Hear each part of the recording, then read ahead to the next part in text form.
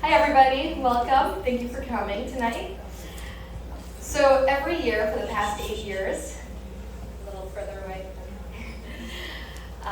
there have been tens of girls in the last few years, over 100 girls, high school girls from all over the world who come together for a Shabbaton, somewhere between Purim and Pesach, and they come together to celebrate their mastery of an entire Sefer of Chassidus.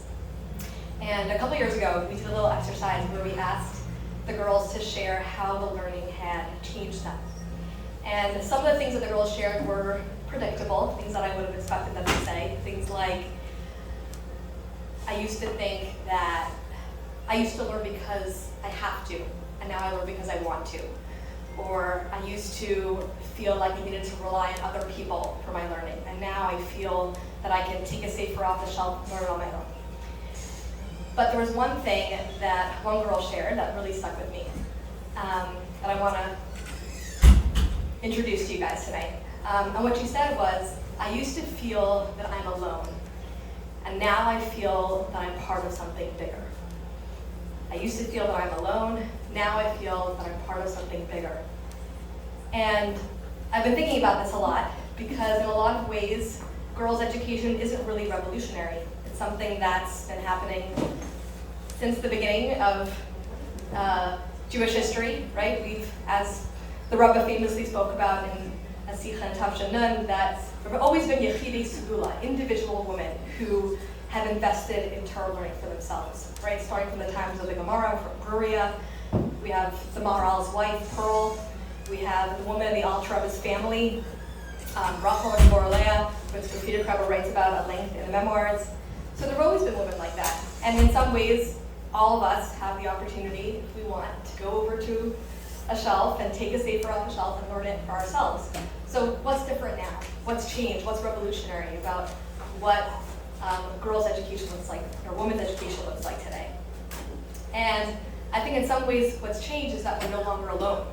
We're together. We can be part of something bigger. We can be part of a community of women who are all learning together. And something that really struck me in all of those stories in the memoirs, I've read this many, many times. If you read the story about Pearl, how she secretly was during her engagement to the Maharal, she would be studying all these things to prepare for her marriage to the Maharal secretly. And then you have the story of Rachel, the Alter Rebbe's grandmother, who waits for her husband to leave the house before she takes the Gemara off the shelf. And then finally, when her daughter begs her to teach her, she teaches it to her in private, secretly, right? Everything's a secret, right? And it strikes me how they were all alone, right? They were all individual women passing it down to their individual daughters. And now today, we don't have to be alone. We could be part of a community. We could be doing this together. We could be all joining together as one in this movement of women's Torah learning. And I think this is so apropos that we're right before Shavuos, right? About a week and a half before Shavuos. And how did the Jewish people prepare for Matan Torah?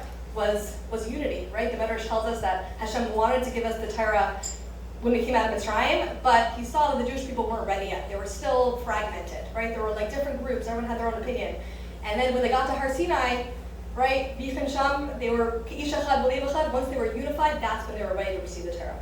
And in a sense, when we have this unity, when we have this community of women together, right, where we're part of this movement of all investing in our Torah in this communal way, that's what allows us to really receive the Torah in the most complete way. So thank you, all of you, for joining with us.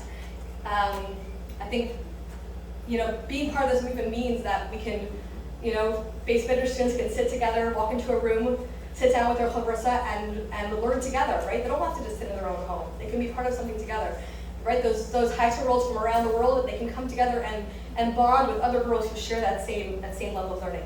And tonight, all of us here, too, are coming together as a community to support and to celebrate what women and girls Torah learning can look like.